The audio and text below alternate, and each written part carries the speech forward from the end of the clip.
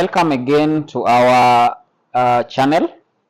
Today we are going to discuss about. Hello, welcome to another video of the Skeptics and Atheists Society. My name is Nicky Odongo, and today's topic we're going to look at an atheistic perspective on death. Why death? Maybe let me start with a personal story. About last year, I lost someone close to me, my grandmother, and while there sitting in the morgue, just taking it all in, it struck me that I didn't feel, or I didn't think normally as I expected it to be, because as an atheist, I thought that my view or my feeling would be different. But I found myself sad.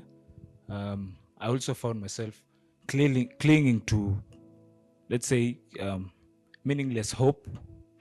And I guess in the absence of superstition, I really did not know how to cope up with this crisis. So I would like to point out this question to the rest of my colleagues, and I would like to focus on maybe 3 areas. The first one would be to understand death. What does the atheist think about life fundamentally? Looking at the building blocks of life and how all this came to be. Another thing would be, does an atheistic way of thinking offer alternatives or better ways of, let's say, coping with death in the absence of religious thinking? And finally, how should one live knowing that probably there's no life after death? To our first question, to understand death, what does the atheist think about life fundamentally? And this, I would like it to be answered in a way that we can view the origins of life and how life sustains itself in our world today. Thank you, and I think I'll pass it on to the rest of the panel.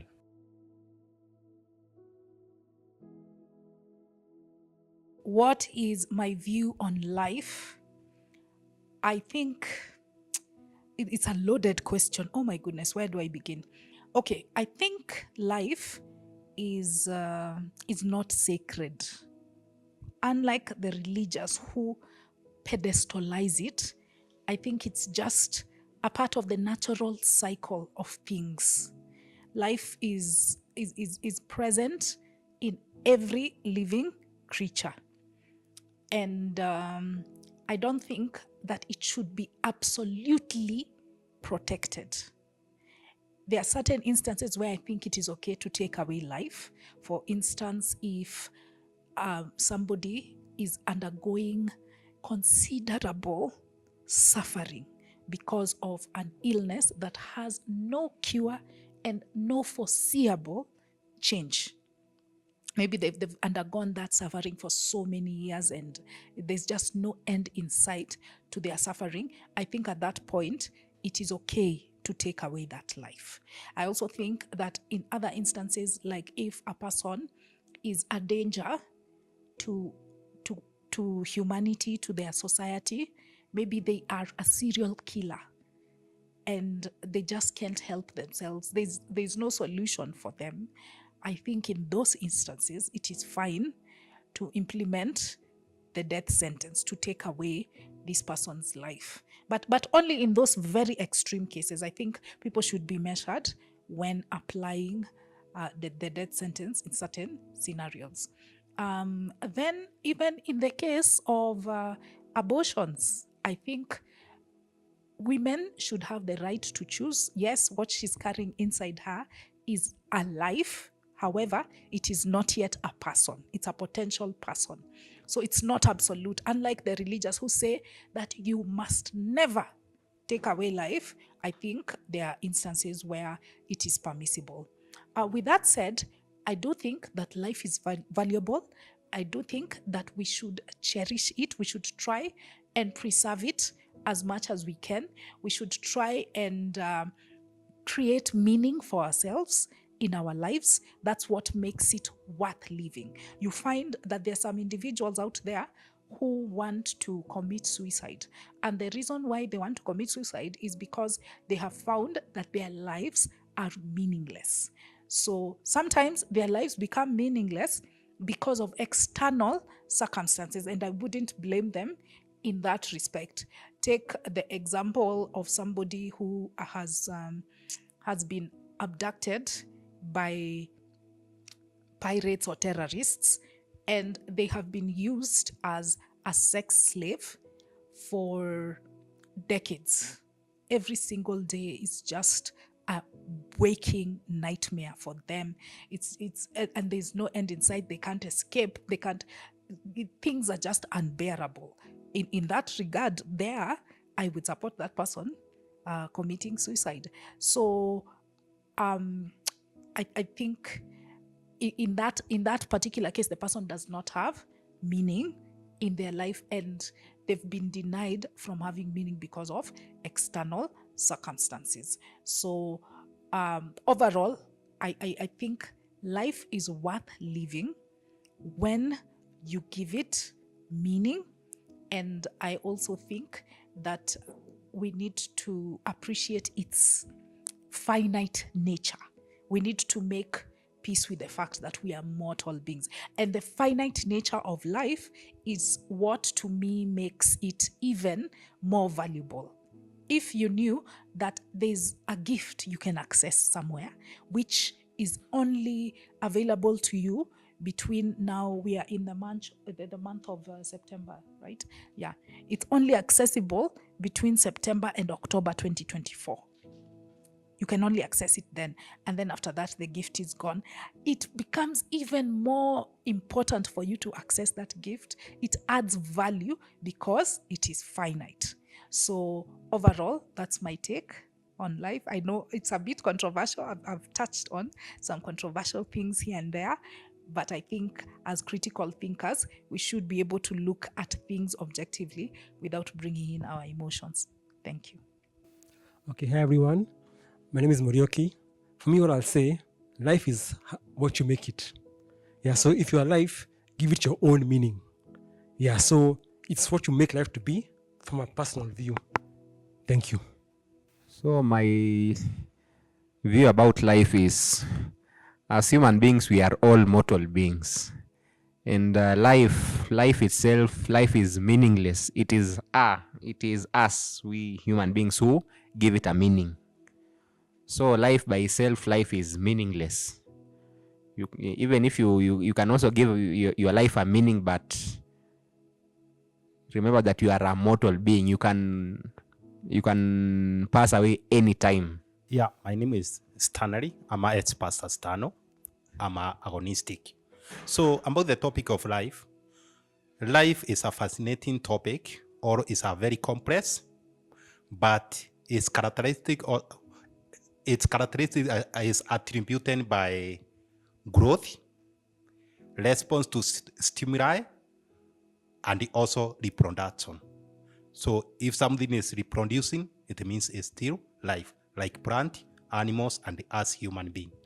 So life is very important, but since sometimes we wonder the real meaning of the life, so we create our own goal or our own meaning in our life for us to be able to survive. So, and religions, that is where they are ahead, because they created their own mythical stories that give meaning of their life.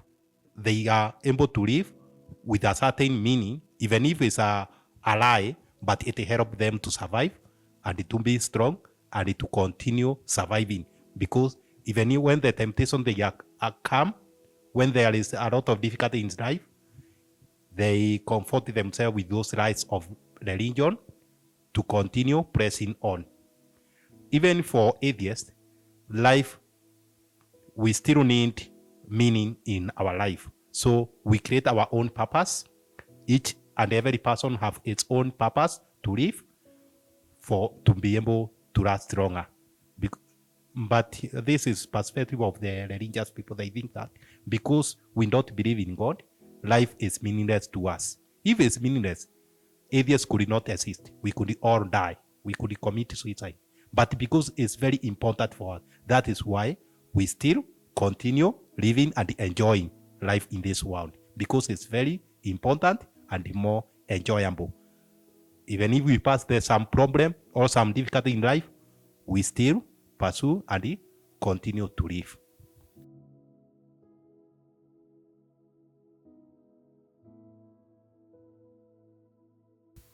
On to my next question. Does skepticism, or let's say an atheistic way of thinking, offer any other alternatives about death, or how to live with death, apart from religious mythos or superstitions? For me, an example would be maybe cynicism. A way, like, if I would take the words of a modern cynic, what would he say? He would say life would be better off not happening at all than living it, because let's say death gives people a feeling of uncertainty, and people want security. How can an atheistic way of thinking offer maybe such assurances, or maybe an alternative to such assurances? Does atheism offer an alternative to religious mythos concerning death? Yes, it does. And to me, I think it is the more empowering position. Before I tell you what that alternative is, allow me to give you a little backstory. I remember when I lost the faith, when I left religion. And at that point, I was calling myself an agnostic, not a full-on atheist. I remember I used to listen to a lot of material about non-belief, and I used to read a lot of material about the same. Then it so happened that a friend of mine lost their mother. I visited the funeral service. It wasn't a funeral service, but those church services that happened before the actual funeral. And I could observe the members there believing the hot load of BS that was coming from their pastor's mouth. Don't worry, he's in a better place. She's in a better place. Yes, even her dogs and her cows are there with her. And you could see that the rest of the flock were nodding along and taking comfort in this fact. And I told myself, oh my goodness, I can't believe I once was there. Because in their eyes, this deceased person is now immortal. Yeah, that's the narrative that religion peddles, that we are immortal.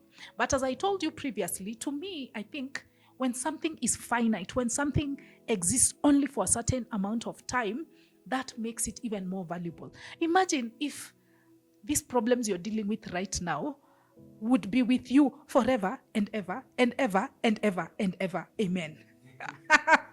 It's exhausting. Dealing with the stresses of organizing a video shoot for these people.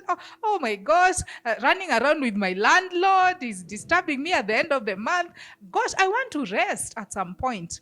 So immortality to me isn't a very appealing idea. Heaven must be so boring, milk and honey and singing some slow gospel songs. It must be so boring. So I think with atheism, the alternative is that after death, you see, after death, you cease to exist. Death is final, and you rest from all of these stresses and all of these troubles that are occurring. You get to rest. I think that is very empowering, and I think if you're aware of it as an individual, then it becomes a way to fully enjoy your life. Yeah, for me, I'll say something small. What I've learned about death, when somebody dies, either a person or animal, they are at peace for real. They feel nothing. So that gives me peace. There's no pain when there's death. So that gives me a peace of mind because they are feeling nothing. Thanks. The alternative to the reward after this life, the alternative is there is nothing like reward after death. Now the alternative is live the life here. Do whatever you want to do here. I think it's last 3 or 4 months, I lost my father. I was with that man at the hospital. He told me something. He said, when you are here, when you have the energy to do something, just do it. When you want to go somewhere, just go where you want when you can. Because now the time will come when you can't do what you want to do, you can't go where you want to go. Now, I wanted to ask that man, because he was a believer. I want to ask that man, where do you think you are going, my dad? Where do you think you are going? Because you have told me, you just, this is goodbye to you and the other siblings, because I'm going. So I wanted to ask that man, where do you think you are going? Now, I think nobody should tell us we are going somewhere in a good place, because you cannot tell us about the place where you have not been before. Now they should not tell us about whatever we will get, or we will go to a nice place where the roads are made of gold. There is nothing like that. Now the alternative is live your life fully here and do what you want to do and be satisfied here. Don't just stay and live waiting to, or there is what they say, the life has no rehearsal. There is no rehearsal in life. Just live life here. Don't just wait to live after life. Thank you. About what is alternative for atheists, about whether there is any hope after death, whether there is life after death. For religious, they have that hope. They believe they will go somewhere better place, and that is a good comfort to them. But for us, we follow evidence, and there is no single evidence to prove there is life after death. So for us, we only know everything that die, it decay, decompose, and it turn into the nature, to the nutrient, or to the component of the nature, nitrogen, oxygen, carbon dioxide, and so on. So for us, we know there is no life after death according to the evidence presented. But for those who claim there is, that is a good hope for them. But what do we have hope for? Do we have any hope after death? There is no hope. Just the way I don't know where I was 100 years ago. How am I sure I will be somewhere after I die? So we only have this life, and we should live this life and enjoy it to full, because there is no anywhere we are going. When your relative die, just know that is a loss. Don't take out as if there is somewhere else that person have wait. Nowhere is only to decay, to be eaten by worms, and to turn to component of the nature. So, based on what you guys have just shared, is it harmful to have false hope, or let's say the way religion has it, to have false hope of maybe having something better apart from this life after death? Is it harmful, and what do you think, or how do you think such a thinking or such a notion maybe can be, let's say, done away with, so that maybe people can at least try to to live for what is on earth rather than hoping for something that maybe we are not sure of. So the question is, do atheists have an alternative? First of all is this thing about life after death. You know, human beings, we have this constant urge of not accepting that there is no other life after this.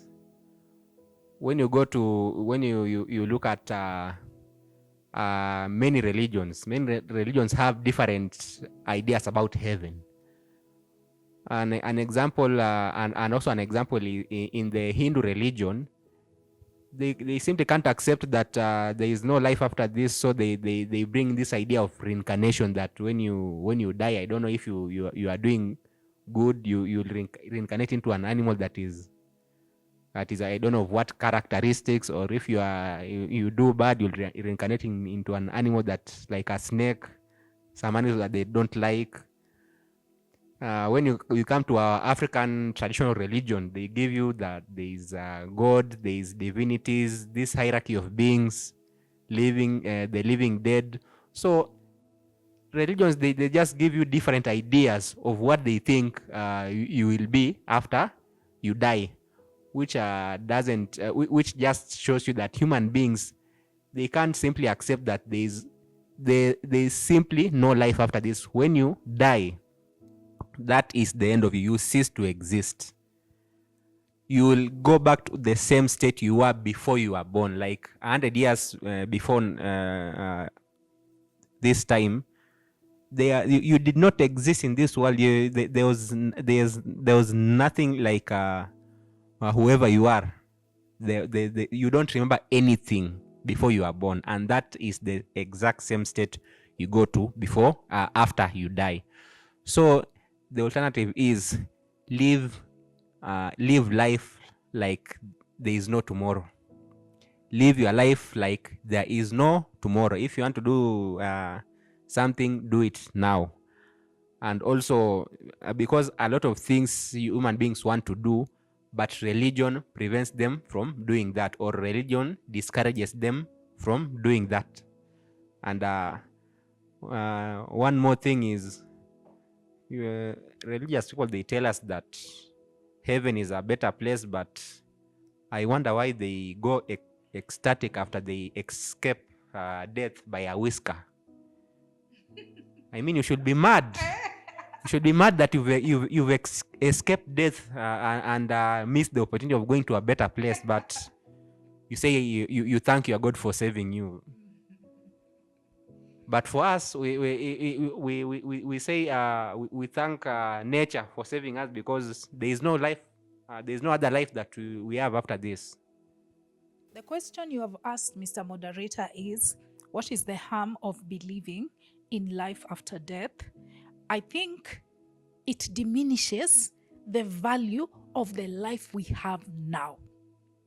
When you think that you'll get a second chance of excellence and perfection, because most of them imagine, okay, at least with Christianity, I take that back, with Christianity and the monotheistic beliefs, they believe that when you die, there is the opportunity as a believer or as somebody who has done what a good believer should do, that you will experience perfection in the afterlife. So what that does is it reduces the value of this life here. When taken to the extreme, we'll have cases like the Shakahola massacre or the Kanungu cult deaths, where individuals want to go to that better place, so they end their lives right now. They see no value in staying alive at this moment. That's when it's taken to the extreme. When not taken to the extreme, it's still a problem, because you find that such individuals don't give their all when they're here. You hear of verses from the Bible like, this world is not our home, we are just passers by. Yeah, that means that they don't dedicate all the energies that they have in order to create a legacy. And I have to add here that religion exploits our fears. That's all it does. It exploits our fears. Religion exploits the fear of change. It exploits the fear of uncertainty. It exploits the fear of being alone, and it exploits the fear of death. All the solutions that religion provides always come with some downsides, and they are never worth it in the end. That's the same thing that this kind of thinking does. This belief in the afterlife, it comes with this side effect, this unwanted one, which is that it diminishes the value of this life. I'll leave you with the words of Mark Twain, which echo the sentiments which Eston said. I do not fear death. I had been dead for billions and billions of years before I was born and had not suffered the slightest inconvenience from it. So, dear religious people, you don't need to hang on to the notion of life after death. It is causing harm by making you not value this life. Thank you. Yeah, I can add on to something from what Doc has said. During slavery, and then when we were colonized, they were promised of a better life. So you be a slave for the afterlife. I'll colonize you because after you work for me, when you die, you go somewhere else. So it worked a lot to make Africans religious. So that's another danger. Thanks. Yes, briefly responding to the question from the moderator, whether it is harmful to have hope after death. I think it is. Why should you have the hope of dying and go somewhere you don't know? Who among us had hopes to be born? If I may ask, nobody had hopes. I would be born one day. I will be born. So now we should not have any hopes that I will die and go somewhere and go to a place as good as France or America. No, there should be no hope of anything good or bad after death. Sometimes I think it's good to say we don't know what will happen after we die. I think that will be the straight answer to all this. Whether you should have the hopes or not, I don't know, because I've never tasted death. I've never. Somebody was asking me. In fact, I have that boy around. How is Nairobi? Is Nairobi tough? How is life in Nairobi? So I said to that boy, do you have some cash? I will take you to Nairobi. You see how things operate there. The boy said, yes, I will do that. Then when we came, we went down there, and we had a promise with somebody to go, and someone promised to accommodate us. You see, we went down there, and that man switched off the phone. Now the boy was looking at me. Now, what do we do? The phone is off. We are here.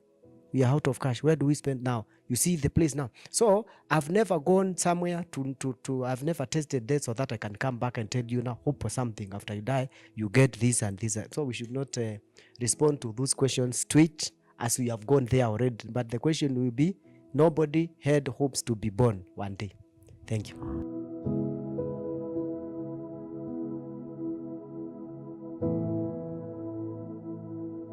Based on what we've been talking about, I like to put this question from, let's say, from a perspective of someone who has lost a loved one.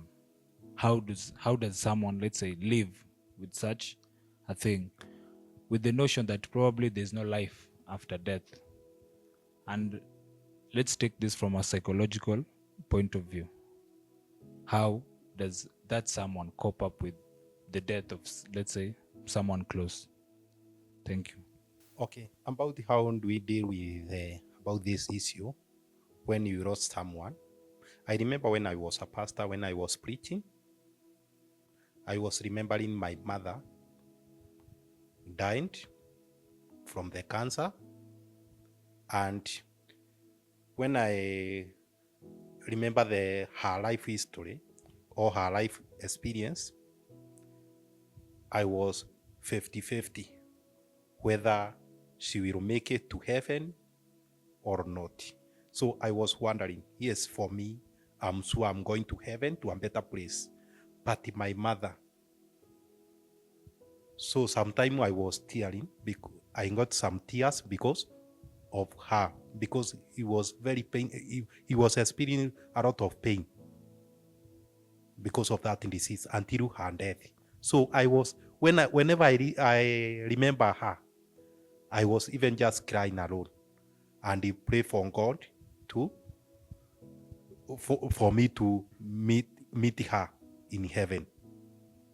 So, but still I was 50-50. I don't know whether. And still I was very fearing death because I don't know whether I will make it to heaven or not. Because sometimes, according to the religion, teaches us when you have an evil mind, maybe you have seen already, and you think about that is another chance of going to hell, and the other minor errors that is every human being have. So I was also worrying about death because I don't know when I die whether I will make it to heaven or I will make it to hell. So, but the moment I came to realize there is no any proof, the only proof that we have or evidence we have is that when everything die, it will decay. Just the way we don't care about whether dog will see heaven or will see hell. The same case came to me, and I get relaxed. So I never fear anything. When my relative died or my close friend, I don't feel anything just the way I was feeling initially. I was very nilikuwa na husunika zaidi, but today I don't have that agony. I just realized that it's just a loss.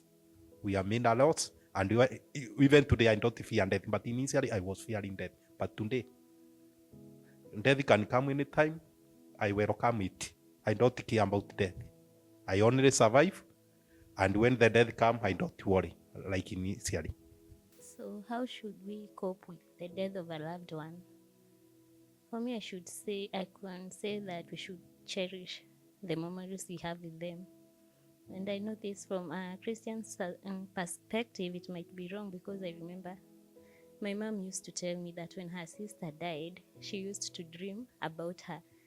Now, thinking about it now, I know it because she had her memories. Maybe they were coming back to her at night, but she believed that it was her spirit visiting her dead spirit. And she said that one night she called out her name and told her, "I don't ever want to see you again," and then she stopped dreaming about her. I really don't believe that story. So for me, because I lost my dad in 2020, I still dream about him even now and then. So what I do is that it is good because I see how he was. I still remember his face. I think it's a nice thing, and we shouldn't demonize that. Yeah, for me, what I'll say, I lost my dad this year in January. So how I cope with it, I see he's not the first to die, he'll be the last, and I'll also die one day. So it's part of life. So just move on. Thanks. Yes, now, death as it is, I think to define what is death so that I can answer the question how we should cope. Death, as they have said, is inevitable, unequivocal, and permanent end of existence. So something which is inevitable, you should not be scared of something like that, because there is nowhere you can hide yourself from that inevitable. If it is inevitable, you can't avoid it. So you just live your life, relax, enjoy, and just know you'll expire. In fact, at the end of it, you'll expire. You don't need to be scared of that. Enjoy yourself now. Put some smiling face on. When I lost I lost my sister first, and then my father this year. I was just there. In fact, later on, some people were asking me, why were you why were you looking like you were happy during the funeral? So what you wanted me to do what now? In fact, I am number 5 in our family. So there are around 4 before me. And all of them, nobody was able to say anything during that time. But I mean, I took the mic, I talked. Now, because of the beliefs, because of all those beliefs, they were so scared because their father's gone. They don't know, as Stano said, they don't know where their father will head, whether to Saturn or to the Abraham's bosom. So I was just reading their faces. They're just mourning. Some of them are putting the big glasses so that they cannot be seen. Yeah, I was enjoying. I was happy actually, because what do you want me to do? I can't bring anything back because I'm mourning, because I'm praying. Some of them were praying actually in public. Some of them I could see them in the city. So, how do atheists cope with the death of loved ones? The first of all is accept that your loved one, before they after they die, accept that they were not meant to live forever, and no one is meant to live forever. And before someone dies, or when people are still living, one way to cope with that is just talk to people when they are still alive. There's this sick African behavior of waiting for people to die before you say something good about them. Just tell them something good when they are still alive. Don't wait for someone to die before you start saying something good about them, as a form of a coping mechanism. And also, as I've said, is just accept that no one is immortal. Not you. No matter even if you pray to your Almighty God for the rest of your life, one day you will cease to exist. So how do atheists cope? We cope we cope in knowing that this life you are never meant to live forever. And if my loved one dies, I don't mourn, I don't shed tears, because shedding tears or mourning won't bring them back to life. The question you asked is, how do we cope with the death of a loved one? Then I'll also give my closing remarks on this whole topic of an atheist's view on death. How I cope with the death of a loved one, actually, I'll give you the personal example of my mother. I lost my mother at 19 years of age, and I was grossly unprepared for it. However, I was able to recover from that loss relatively quickly. This is what I did. I talked to a lot of people. Women talk. There was somebody who did an analysis of the number of words that women use per day, and they compared it to men. I think there was a ratio of 1 to 10. I talked to my friends, I talked to my sibling, I talked to my relatives. I just vented out those emotions. It's okay to express what you feel inside. I think this is an advantage of being female, but we need to challenge those gender stereotypes. I think it is fine to cry. It is fine to be sad, because you're crying since you are going to miss this person. You'll no longer share moments with them. That is what I think warrants the shedding of tears. So cry and speak to people when you are going through that mourning phase. Aside from that, I think you also need to be proactive. What my other compatriots have said, it is important to be psychologically prepared for death, to make peace with the fact that we are mortal creatures, and also to realize that death does not come with an announcement. Aki, we might be here today, and who knows, 2 days from now, Shiro might not be with us. God forbid. Zeus forbid. Almighty Zeus forbid. Yeah, but there's that possibility. There are children that die. Sometimes it is so unexpected.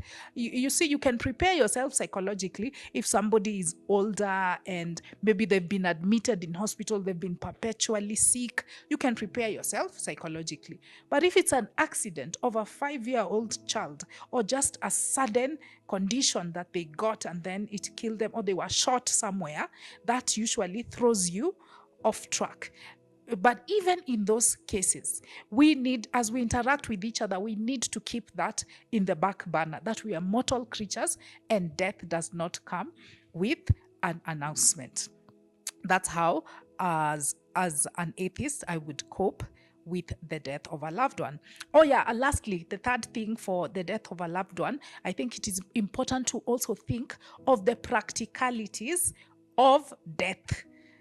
Things like finances, you see, like in my case with my mother, once she went, now we wondered, how are we going to survive? It was just my brother and I who had each other, and my brother was in his early 20s. How do we survive? If she had made plans, and she had, thank goodness, she had written a will, she had life savings, she had insurance, and that actually tided us over. So it's important to think about these things beforehand, so that you're not financially impacted, practically impacted by the death of a loved one. That is on that. Now, my final remarks, I know my time is up, but my final remarks on this concept of death and the atheist view, as I said, being an atheist makes you look at things realistically. It's empowering. It makes the finite life we live more valuable. And I can advise people to live life fully. And if they wish to be immortal, then create a legacy. Legacy is built by having an impact in your society. The greater the impact you have, the greater your legacy. Some people are just mothers to their children. That's the impact they have on that small circle. So their legacy is smaller. But there are other people who change an entire generation. Someone like Louis Pasteur, who discovered the germ theory, he has a great legacy because his impact was greater. So if that's your wish, to be quote unquote immortal, to live this life fully, then create a legacy. Have yourself a lovely day. Okay, for my closing remark, just remember, death is not personal and it's not punishment. It's part of life. Yeah, it's not personal, it's not punishment, it's a part of life. So accept it and live for now. Thanks. Yeah, to me, I will say, all is vanity, as the Bible itself says. So it's a bit contradicting. Whether you believe there is life after death or not, all is vanity, because I've seen even the strongest believers are desperate, even during the death situation. Also, I don't see the sense of living very evil life just because you have confessed the last minute you go to heaven, or you have lived a very good life and then because of a slightest mistake towards the end of life you go to hell. Does it make sense? So think all is vanity. That's what I say. And religious takes advantage of desperate situation. Hello, my name is Nyambura Kimani. My views on death, I think people should accept that life is absurd in the first place. And the moment you accept the absurdity of your existence, it's going to be easier for you to cope with the death of loved ones, and also to accept your own immortality. Yeah, I'm an absurdist. That's why I'm saying that. And before you existed, life went on, and after you, life will still go on. So I think I'd sum it up by saying life is a flash of light between two darknesses, and nothing we can do about that. Just accept that. And the moment someone dies, just know that was the end. There was nothing more, nothing less. There's a beginning and an end for every creature. So my closing remarks on death would be, death is what we'll call our greatest motivator, because we live in pursuit of death. Why would I say this? When, let's say, we want to do something, we want to do it because we know we might probably not have the time to do it later. So we do it now with the assurance of having the here and now. When we're done with the here and now, I think our time would have been gone. So what I would like to say is, we should live as if death does not exist. And when it finds us, we'll not be here. And if it happens to someone else, we should also not be sad, because it is not our own death. So with that, please subscribe and share. Thank you.